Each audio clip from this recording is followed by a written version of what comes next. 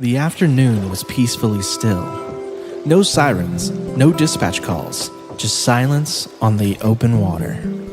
Two off-duty officers, Kris and Jerry, floated in the endless blue of Lake Tahoe, with the sun glinting off the surface like broken glass. There was no reason to be alert. A cooler between them, skis bobbing in the water, and nothing overhead but a stretch of clear sky. It felt like their worries were on pause. You know that kind of silence? The kind of silence that just feels earned, sacred, almost too perfect to break. They didn't say it out loud, but both were thinking the same thing. Nothing beats letting your worries drift with the current. Nothing beats a Jet 2 holiday. That's what they were both thinking, Jerry and Kris. The motor was idle as the boat drifted. Jerry leaned to the side, one hand wrapped around the wheel, while Kris kicked back, stretched out, squinting into the sunlight. Peaceful out here. Real quiet. The lake was calm, the sky was clear. Nothing moved but the water in the boat. Nothing at all. Kris adjusted his sunglasses while Jerry was mid-sentence saying something about the worst criminal he had booked last month. When Kris spots something in the water. You see that? Where? See what? There, on the port side, about 6 feet out. It's shaped like a Volkswagen top or something. Oh, I see it. But whatever it is, I think it started to move. The object slowly started to sink and soon vanishes under its own wake. Confused, both men silently scanned the water to make sure whatever they saw was actually gone. And then suddenly, something hit the side of the boat, jolting it sideways. The hull slapped against the water like something rammed it from below. Kris dropped his drink, and Jerry grabbed the wheel by instinct, bracing as the boat jolted into a lazy, disorienting half-spin. The bow slammed through the lake's surface, launching a spray of water that caught the sun like a burst of shattered diamonds. What was that? Did we hit something? Then, there was another hit from below. Not sharp, not sudden, just a brush, a shift, like the ground quietly moving before you realize there's an earthquake. The boat lifted, then tilted. Something was pushing from beneath. Kris and Jerry shouted, bracing themselves against the console as the deck shifted underneath their feet. It's like the water's being sucked down around us. Jerry fell to one knee as he gripped the side rail. Whatever this thing is, it's definitely bigger than my boat. Jerry managed to stumble to the engine as he realized what he needed to do.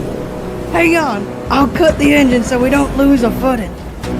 The water around them boiled, not with heat, but with violent motion. Currents churned in swirling spirals. Deep ones. Something massive twisted beneath the surface, moving with force and purpose. But they couldn't see it clearly, only fleeting glimpses. Yeah, that thing's definitely bigger than my boat. Just as it felt like the boat might tip to port, both men caught sight of a curved shape vanish beneath the wake. A dark and possibly long shadow glided past the starboard side. Then, silence.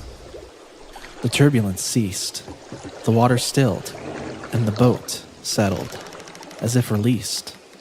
Kris and Jerry exchanged wide-eyed looks, shaking, breathing heavy. What do you think? Must have been at least 18 feet long. I don't know, but why did it just move past us like that? It didn't try to eat us. It's like we didn't exist. Just another obstacle in the lake. They filed a report.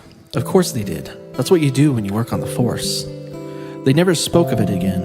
In fact, everyone forgot about the report until 2 years later. In 1984, two hikers, Patsy and Diane, came forward, telling news outlets they'd seen something in Lake Tahoe. Something large, curved, silent, serpent-like. Would you like to share? Damn, just get large and curved. This Tahoe Thickums Tessie.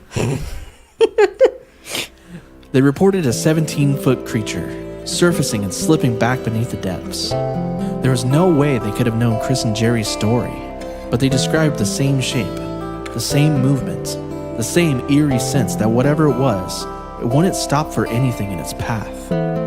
Not much is known about Kris and Jerry after that day.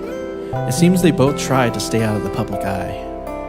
Some reports suggest Kris never returned to the lake, that he eventually left his job in Tahoe altogether, driven away by ridicule. But the truth lies with Kris and Jerry. Can I ask a question? Yes. What's the sitch between Kris and Jerry? Like, There. I just not to make this like canon or anything, but it was kind of Oh, giving boy. like, why were we out there together? It's buddy cops. Oh, It's like a buddy cop movie. Just two bros chilling by the lake. oh, 2 guys chilling in a hot tub. 5 feet apart because they're not gay.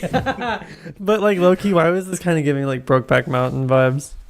2 bros chilling in the hot tub, 5 feet apart because they're not gay. Listen. The facts are the facts.